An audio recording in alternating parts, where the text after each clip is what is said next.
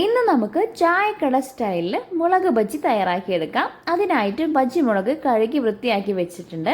ഇനി ഇതിലോട്ടുള്ള ബാറ്റർ തയ്യാറാക്കിയെടുക്കാം. ഒരു കപ്പോളം കടലമാവ് ഞാൻ ആദ്യം ചേർത്ത് കൊടുക്കുന്നുണ്ട്.